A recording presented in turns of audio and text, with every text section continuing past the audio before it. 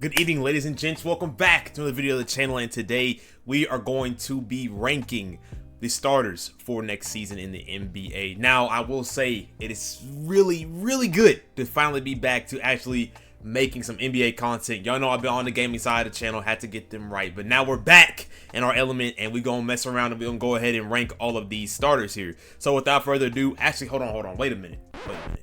We just hit 900 subscribers. Clap it up.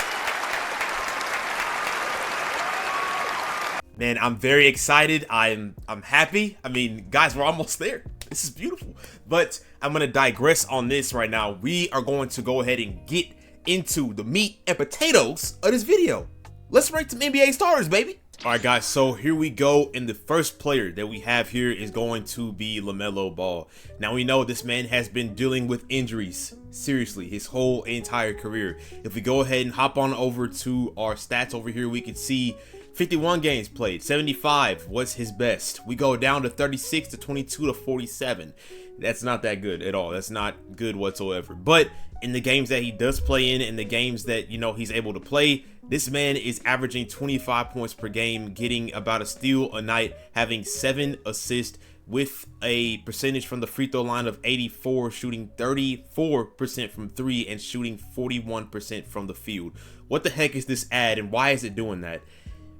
I'm gonna go ahead and hop away. Anyways, I'm going to put LaMelo Ball here at the A tier. Now, I will say for the Charlotte Hornets in general, do you think that it's time for him to move on, or do you think that they can make this work? I really just don't know. It kind of just comes down to the Charlotte really see LaMelo Ball as their one guy. If he's having this many injuries and he's not being able to be healthy and consistent with that stretch looking like buns, then I mean, it's more of we got to make a move and we got to hop up off of this to get a little bit better than what we are right now and build towards what we have, because LaMelo wants to compete. LaMelo is a great player. Just amazing. I couldn't even get anything out right there. Y'all saw me do all this. I couldn't even find a word. But literally, this man is a walking bucket and straight up a guy that I like to watch in the NBA. On to our next guy. We have Devin Booker, who is a great guy for the Phoenix Suns. I'm tired of this ad. Can you like go away? Thank you. All right. Anyways, we're looking at Devin Booker now. And Devin Booker, last season averaged 56 points, 26 points per game. I'm sorry, that 5 threw me off. And he's getting about a steal a night, having 7 assists, shooting 33% from the three-point line and shooting 46% from the field. So, I mean, he's looking really good for this team. They obviously did trade Kevin Durant, so they obviously got some depth back in return in Jalen Green and that first-round pick, and also Dylan Brooks. So that actually gave them a little more oomph to their team so they could have a little bit of just a roster construction, a better roster construction than what they had. And also moving off of Bradley Beal was the best decision for them as well. So also I'm going to put Devin Booker at A tier. I don't know about him at S tier. A tier I feel like sits best for him. Jalen Brunson by far S tier. What he was able to do with the Knicks by far was just outstanding to bring them as far as they got. And like I said, we can look, he won Clutch Player of the Year, was 10th in MVP race, was a all-star, and ended up on all NBA second team, averaging 26 points per game, shooting 38% from 3 and shooting a magnificent 49% from the field. This man was anything and everything that you want on the court for you. I mean, 7 assists, man. I mean, he just looked really good out there and could be that great point guard for this team to push them over the top and get them to where they need to be. Bub Carrington. I will say I have not watched a lot of Washington Wizards basketball besides Jordan Poole. And he's on the Pelicans now. So to look at Bub Carrington, we can go ahead and hop on over and see his stats real quick. I know obviously he is a rookie. He did average about 9 points per game, and he shot 34% from 3, and he had about 5 attempts a game as well, shooting 40% from the field, which honestly isn't that bad, and he played about 30 minutes per game. That's actually pretty insane. All right, well, that's pretty good. So to see that, he has a lot of promise. I'm gonna say that he has a lot of promise, but I am gonna put him at C tier, at least for right now. He only is a rookie. All right, so now we move on to Isaiah Collier. All right, so I will say I used to watch this dude a lot when he was in high school. I watched him a lot. I liked his game a lot when I used to watch him. He averaged 9 points per game, just like Bub Carrington did. Had a steal a night, had about 6 assists. See, turnovers, had about 3. I mean, the ratios, it's doable. It's doable. Although I will say his three-pointer does need to get better. His three-pointer definitely needs to get better. 25% is not going to cut it, especially in today's NBA where you're going to have to definitely need to shoot. And he did shoot 42% from the field. So if he can get that three-pointer up, I feel like this will, help him out in general. And I feel like he will be better next season if, this offseason he takes it seriously and gets his jumper right. Then I feel like he's perfectly fine. And I'm going to put him in the C tier as well, right behind Carrington with that one. Mike Conley, I will say he is a aging guy, but he still is able to contribute to the Minnesota Timberwolves. I mean, just look at how many seasons, man. What a GOAT, man. Oh, my goodness. But this year alone, he had about 8 points per game, and he shot 41% from the 3. Yeah, that's right. And he had about 4 attempts of that per game while shooting 40% from the field. So, and shot 90% from the free throw line as well, having about 5 assists a game. So, it's looking pretty solid. Yeah. So, I'm going to put Mike Conley here probably at... It's a tough one. This is a toughie. Wow, I'm gonna put him at C. I feel like he doesn't have to do that much to crazy contribute to the Minnesota Timberwolves. All he has to do is really control the ball, shoot a couple threes, but just keep the offense going, even though Anthony Edwards did do a lot of that. I mean, it kind of just comes down to that. But Mike Conley is a great point guard, and even having Rob Dillingham as well, I know he didn't get a lot of run time with the Minnesota Timberwolves, but I feel like next season he's gonna definitely have to have a bigger role because we don't know how long Mike Conley has left in him, as he is 40, not 40, he's like 37.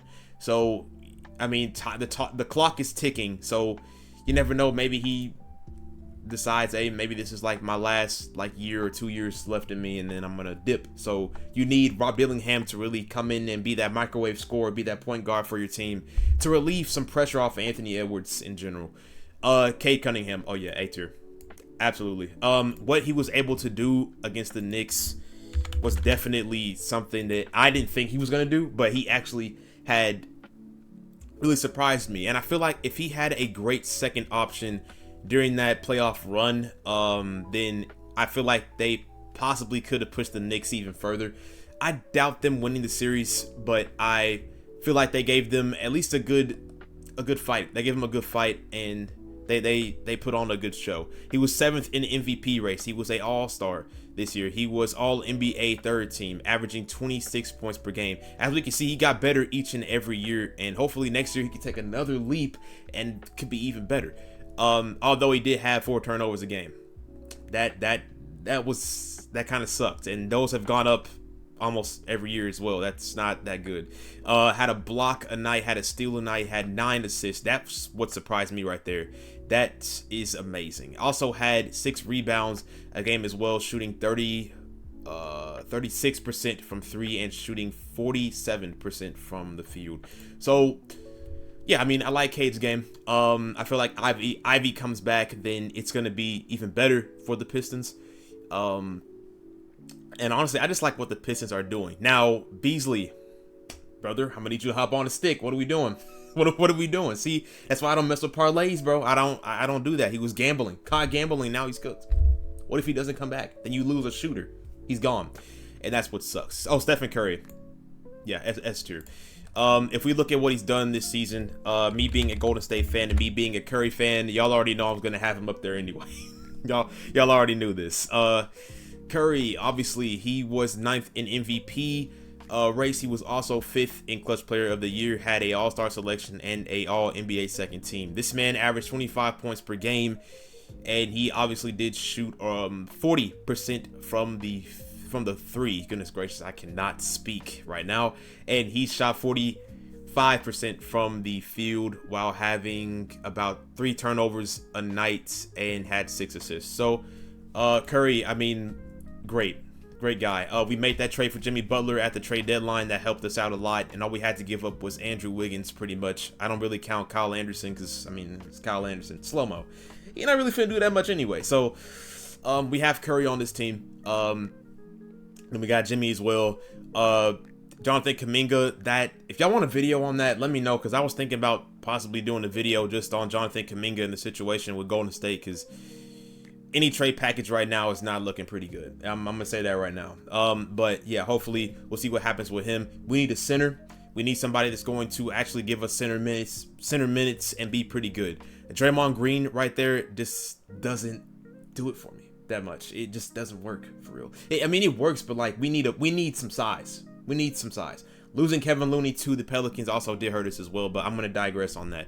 Luka, another S tier player. That absolutely. We look what Luka has done in general. I'm so tired of these ads. I can't even hit the X button. This is freaking buns. All right. Anyways, I'm just go ahead and look up Luka's name. But yeah, obviously we know that trade went down with the Mavs and the Lakers, and it surprised all of us. It surprised every single one of us. But with his stint with the Lakers in 28 games, he did average 28 points per game, had about 4 turnovers, and he also had 8 assists while shooting 38% from 3 and shooting 44% from the field while shooting 79% from the free throw line. Like, this gives them a future with Luka. LeBron, we don't really know what's going to go on with him. Maybe he can get traded somewhere. I saw he might go to the Mavericks. I don't know. Him, Kyrie, AD, Cooper Flag, that sounds crazy. That's a lineup in itself. That's beautiful. I'm not going to lie to you. That sounds really fun and sounds pretty good. But Luka, S tier for sure. Definitely a point guard that you want on your team, especially to build towards the future with. Hey, that's a massive W. De'Aaron Fox. De'Aaron. I'm going to put him at A tier. Definitely a all-star caliber player. Obviously, we know that he got traded from the Sacramento Kings to the San Antonio Spurs, and his 17-game stint, he had averaged 20 points per game, had about 2 turnovers a night, shot had 2 steals a night, had about 7 assists a night, had shot only 27% from the 3 and shot 45% from the field. Now, I will say his shooting from 3 obviously went down because of his I think it was his pinky finger, I think he had an injury with, or it was the index. It's one of the two. I think it was pinky though for sure. But he had an injury with that and he had to stop playing and had to get that situated. So but I like the young core that the Spurs are building over here. I mean, you got Wemby, you got De'Aaron Fox, you got Stephon Castle as well. You obviously also did just draft Dylan Harper, and you also got Carter Bryant, who is a great defender. By far one of the best defenders in the summer league. By far, I love watching him play defense. If he can get that shot down for sure, then hey, that's gonna be scary. San Antonio, they're gonna be a team to look out for sure in this run. Darius Garland, my brother Darius. I'm gonna put Darius here at A as well. If we look to see what he's done, obviously he dealt with his injury during that Pacers series. He played through it, as well as Donovan Mitchell. He also played through his injury as well.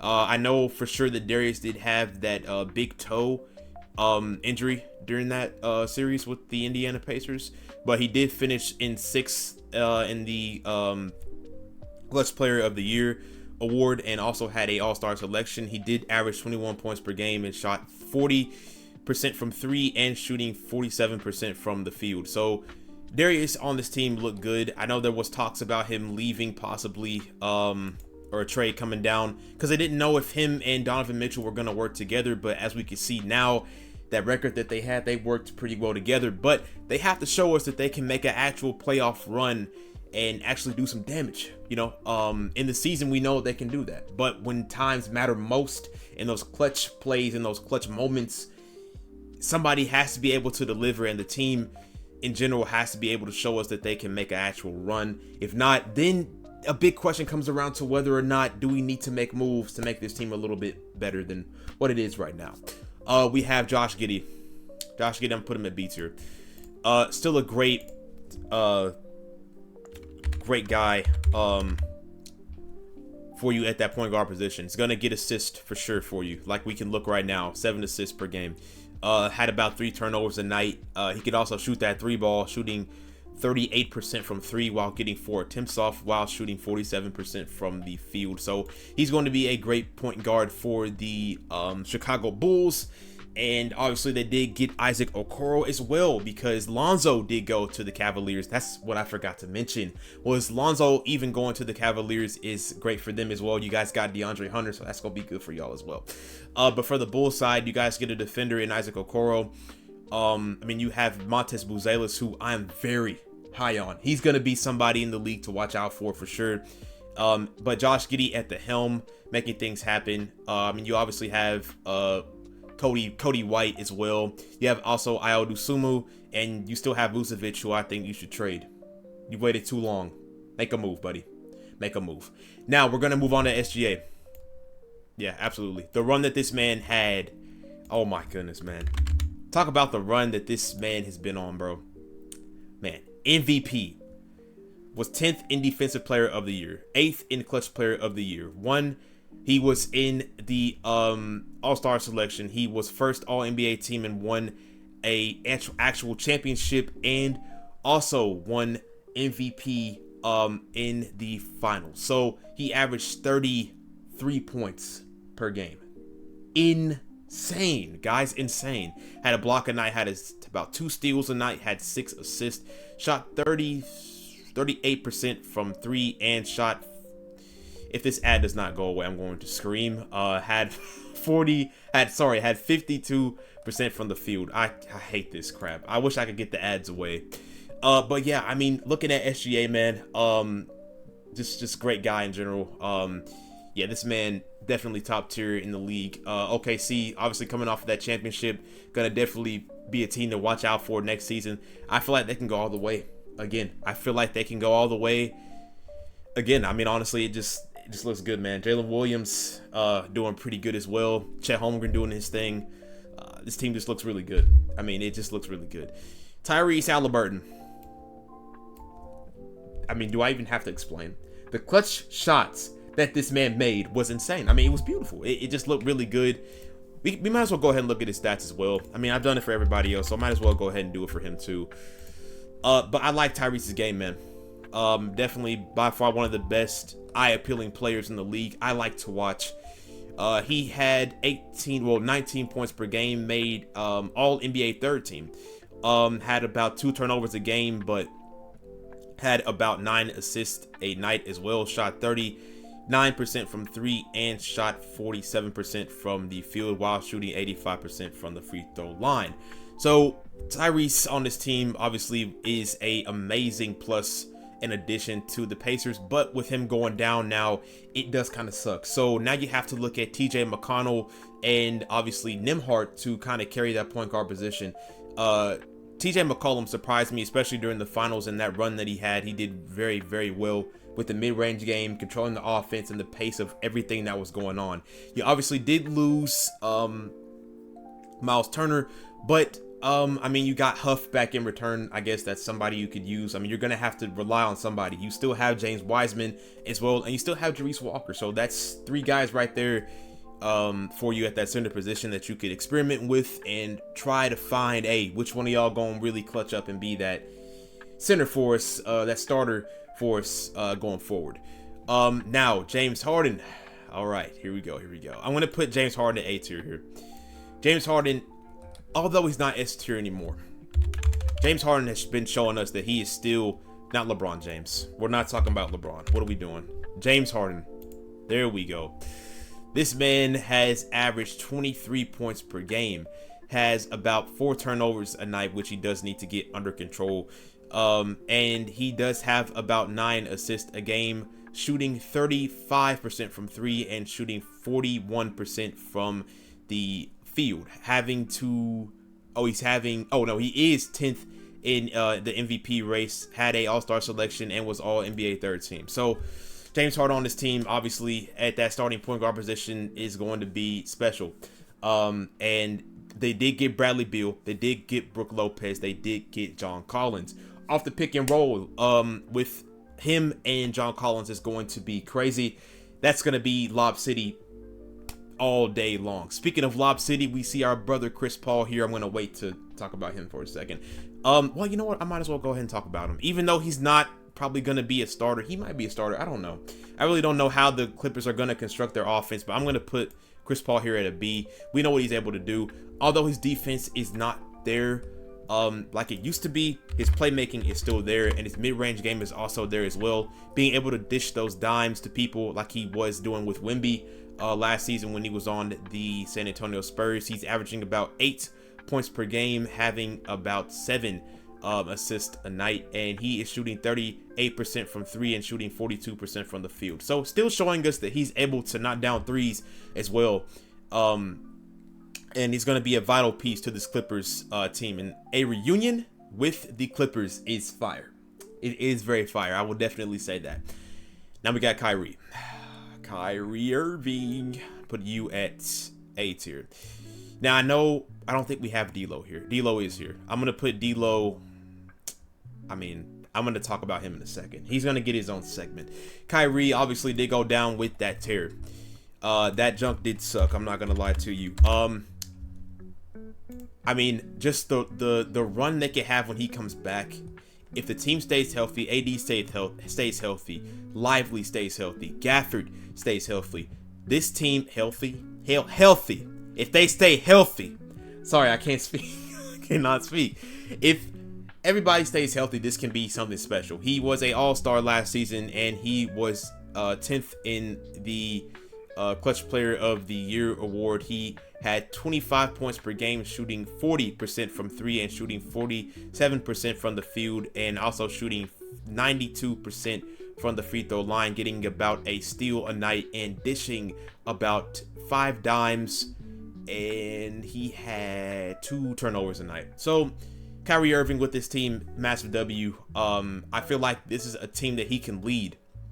Most definitely. You have that help in AD. You have that defense around you. You still have Gafford and Lively, which is going to be Lob City. And now you just added Cooper Flagg, who's going to be Lob City.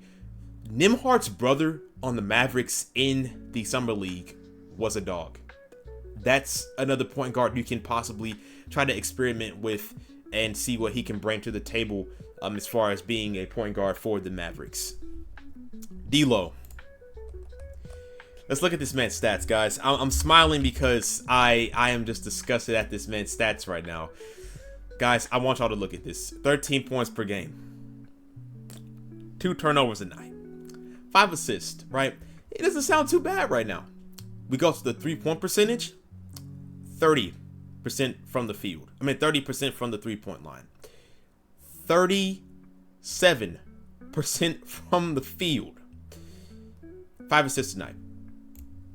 That is, for me, I think we're going to have our first D. He's gay! I'm not gay. Pause. Whoa. We're going to have our first D tier. There we go. D'Lo, with Kyrie being out, D'Lo's obviously going to have to be that starter for the Mavericks. That's why they got him, obviously. He going to be a solid plug-and-play piece, I think.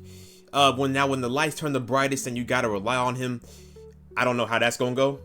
I feel like that's more of a toss up in the air kind of thing, playing like just throwing the balls up in the air. I forgot, juggling.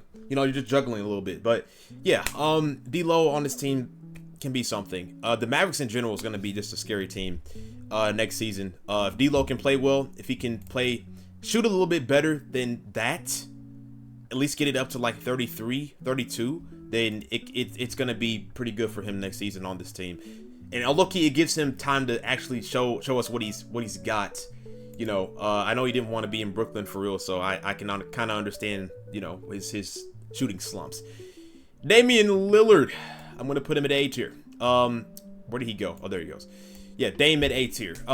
Dame here obviously went down with that ACL tear. That junk sucked. To see that happen to him in the worst way possible, I felt my heart sunk. Like, it was just that bad. But he is on the Trailblazers now. Resigned. He was a all-star last season. He averaged 25 points per game. Had about 2 turnovers. Oh, sorry. Had about 3 turnovers a night. Had about 7 assists. He did shoot 38% from 3 and shot 45% from the field. When he does come back, it's a lot of questions with Portland. They also might get a video. I was thinking about doing a video about them. The point guard situation. It's a lot going on. You got Drew Holiday, Damian Lillard. You also have not Anthony Simons. He's gone now. You also have our brother Scoot Henderson, who they might look to trade soon or get rid of, and we also have Shaedon Sharpe. So that's a lot. That's a lot of guards on the team that you kind of have to see what you're gonna do with. Maybe if Scoot doesn't produce what you want him to during the season of next season, then possibly look to maybe get him off your team and trust in Damian Lillard here to kind of push your team over the hump, because the team is actually built a little bit better. You have a young core now that you can actually have that looks pretty good. So yeah, now Tyrese Maxey, hey, for sure, that man is a absolute dog. Without Joel Embiid, without, oh my goodness gracious, can you just go away so I can look this up? Is there an X button I can press? Please go away, thank you. Tyrese Maxey, man, let's talk about him. Tyrese Maxey. Now, this man for the Philadelphia 76ers had 26 points per game. He did not finish 10th in Clutch Player of the Year. I feel like I've been saying that about everybody. I just realized that. We'll just say he was in the talks of Clutch Player of the Year. He had about 2 turnovers a game, had about 2 steals a night, had about 6 assists, shot 34% from 3, and shot 44% from the field. We look at how Tyrese Maxey has played with this team, and he is a really, really good point guard for this team. You look at the team in general. Will Embiid come back the same? Will Paul George come back the same? That's big questions to answer if you're Philly. And you did obviously have Jared McCain go down with the injury, but before, that man looked like a sharpshooter. And the next coming of Klay Thompson, honestly, I'm not going to lie, that jumper is fluid. Fluid. You also did get VJ Edgecombe. You have a lot of guards here. You also have Quentin Grimes. So you got a lot to choose from with this team and see what direction that you need to go forward with. Davion Mitchell, I'm going to put him at, well, let me look at the stats real quick. If I don't look at the stats, I want to put him at B for right now. If we look at what he's done, Davion Mitchell, yes sir. If we look at what he's done here, he has had 10 points per game, and with his stint with Miami, he did play 30 games, started in 15. He shot 50% from the field and shot a whopping 45% from 3, getting about 3 attempts a night. If that doesn't tell you, I'm going to keep him at B. He's going to stay at B. I'm going to keep him at B.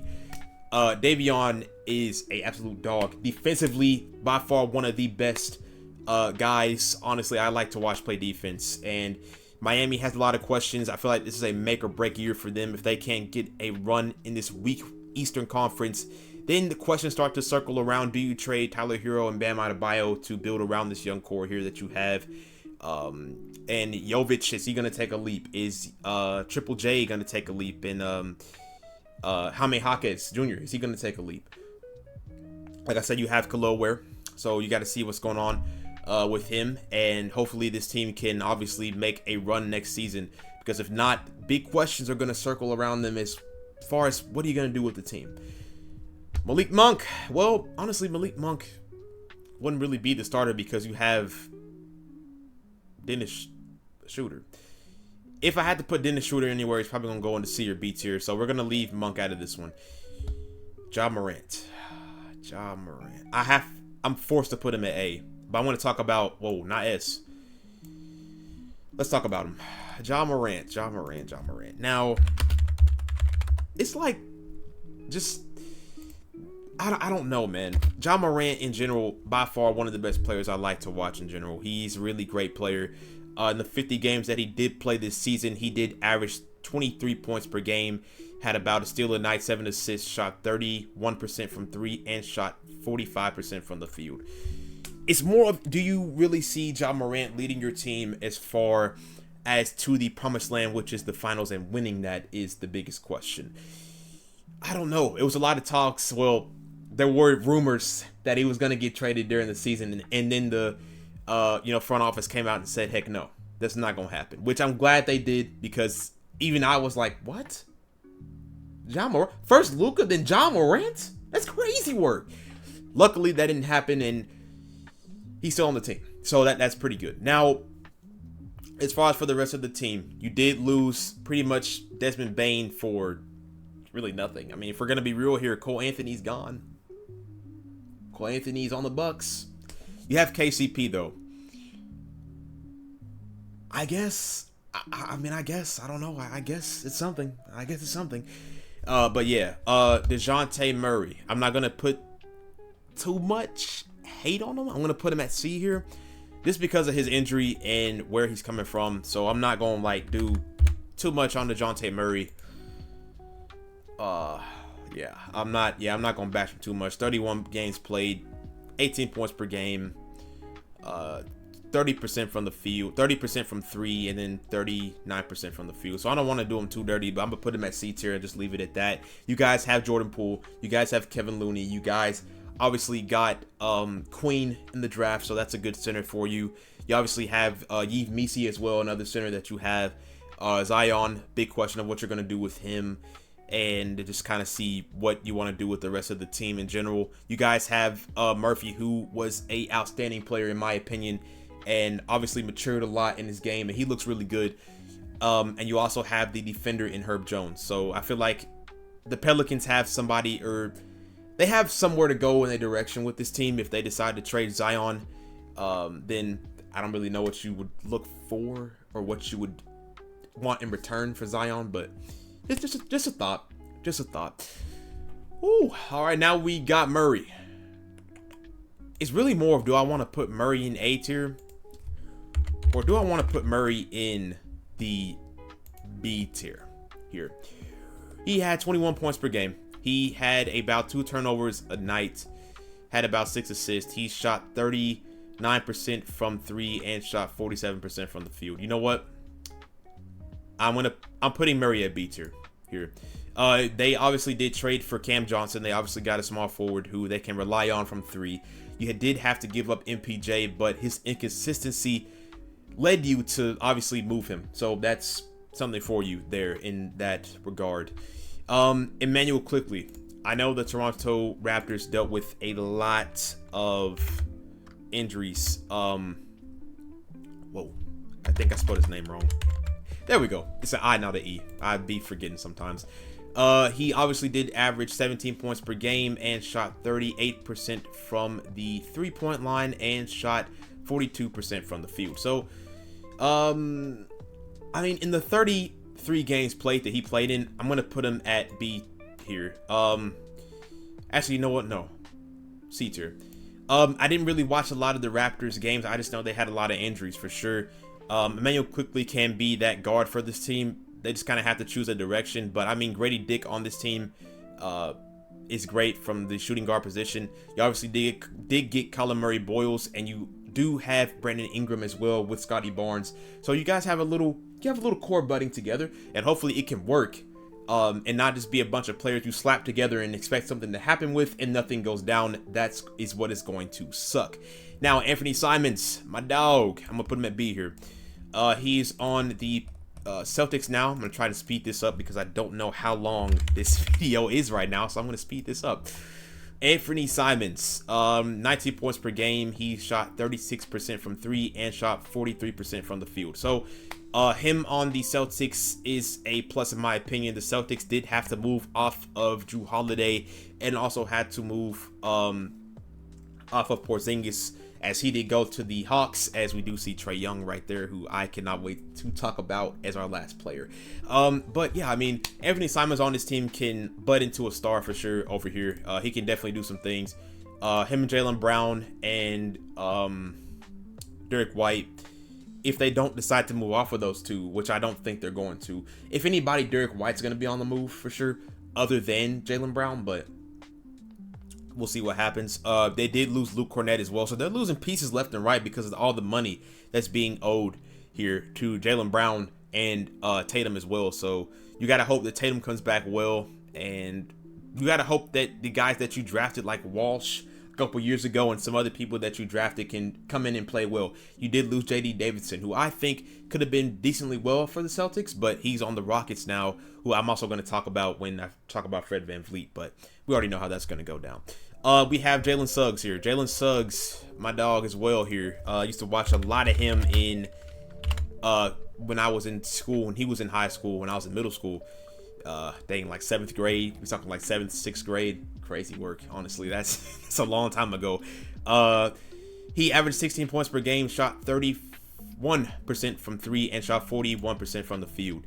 The Orlando Magic is going to be a scary team for me to watch next season for sure. I want to put him here at C tier, and I just feel like they're going to be a scary team. You add the shooting that you needed with Desmond Bane. You have, obviously, Paolo Banchero, and you have Franz Wagner here as well. And you have, obviously, Anthony Black, who can be a great backup to Jalen Suggs here and could provide that defense. And if he gets that shot down as well, he's going to be someone scary as well. So Orlando in general is going to be a scary team to watch out in the East and could definitely be a top 5, top 4, even 3 team if we're talking about them in a great light, in a great way. The Houston Rockets, we got Fred VanVleet. We're down to the last 2 players. Thank goodness, because I don't know how long this video is, and I feel like it's going to be at least 40 minutes long right now. Fred VanVleet, 14 points per game, shot 35% from 3, and shot 38% from the field. Now, during that series against Golden State in the playoffs, he didn't really shoot the best. He kind of struggled a little bit. A lot of bricks. Besides that game, too, he did pop off. Yeah, he started hitting threes. As well as Jalen Green, he just took the frick over for some odd reason against us, against that one game, and never popped off again. So let that sink in. Fred VanVleet, I'm gonna put you here at. Look at those stats one more time. I'm gonna put you at C. Amen Thompson on this team is gonna be great. You guys got DFS. You guys got. I cannot speak. You guys got Clint Capella back as well. You guys got Kevin Durant. I mean, that's the biggest move right there. You guys got an offensive scorer and a guy that you can rely on in clutch moments that you need offense, because at first you didn't have that, and now you do. You have that shooting, like I said, in DFS. This gives the opportunity for Reed Shepherd to kind of grow into something off the bench, because Jalen Green's gone. Dillon Brooks is gone, so that gives him some time. Ken Whitmore is gone as well, as he's on Washington. I should have talked about him when I talked about Bud Carrington, but I didn't get a chance to. But Ken Whitmore can do some dangerous stuff as well in Washington. Don't know if he's going to start because of Chris Middleton and CJ McCollum as well. I don't know if they're going to start either, so really you don't really know what they're going to do with their roster. I don't really know how things are going to go with them. So yeah, we obviously have Trae Young as our last guy here. Trae Young. My question with Trae is, do you guys think that he could lead a team to the finals? And do you think that they could win the finals if that situation came to play here? He was 4th in Clutch Player of the Year. He had an All-Star appearance. He averaged 24 points per game, shot 34% from 3, and shot 41% from the field. Trae Young, I mean, I feel like it's a no-brainer. It's A tier. If we look at what he's done, like I said, I mean, he's done really great things with this team. This season had 12 assists actually a game, which is phenomenal. Showing us that he can play make and just be pretty much a threat offensively. Can shoot the 3 ball, can play pretty well. And it solves a lot of problems with getting Porzingis, because you guys didn't really have that secondary option or that secondary guy to really go to. It was more on Trae Young. We saw that a lot in the Orlando series, and a lot in the Miami series as well. They just didn't really have a lot to rely on. Now, I will say you had George Niang and you had Caris LeVert, but both of those people are gone now. So, hey, I mean, that's kind of tough for you. But in return, you guys got Luke Kennard, and you guys also did get Nickeil Alexander-Walker, who I like on this team as well. I like both of the acquisitions on this team. Honestly, I like all of them. All of them are going to be really great for the Atlanta Hawks in general, and I like it. But with all that said, guys, let me know if you guys did agree with what I had. Do you guys want to move somebody else in a different spot or in a different tier? Do you think I ranked somebody too high? Do you think I ranked somebody too low? Let me know. Bars, don't hate the player, hate the game. But yeah, I like doing this. I'm gonna definitely do this again. This might be another video. A shooting guard video probably will come out probably right after this one, probably like Friday or something, because I like doing this. I'm not gonna lie, it's very nice. But I'm gonna go ahead and end this one because it is about 40 to 50 minutes long, so go ahead and end this one.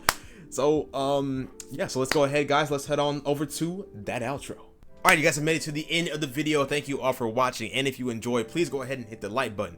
And of course, let me know what you want in the comments down below. If you guys want another ranking, let me know. The next video will possibly be a shooting guard ranking. Absolutely. Yep. I'm telling y'all right now. But with all that being said, guys, I do want to say thank you for 900. You guys are making a dream come true. Seriously. We are pushing 1,000, and man, this is just insane to even say. I thank every single one of you that have hit that button, and if you're watching right now and you're new, please hit that button. Let's make it happen, because more content is gonna come out to y'all. And hey, I mean, who knows, if something blows up, this ends up happening full time. We're gonna be talking, live streaming, talking about the NBA. It's gonna happen. I'm gonna speak into existence. It's gonna happen. But I'm gonna go ahead and digress on that. Yeah, I mean, if you guys disagree with anything I said in that video, go ahead and let me know. And yeah, but that's all I have to say, guys. And I do hope that you all do have a blessed day. And of course, yours truly, Mr. Beard, is out.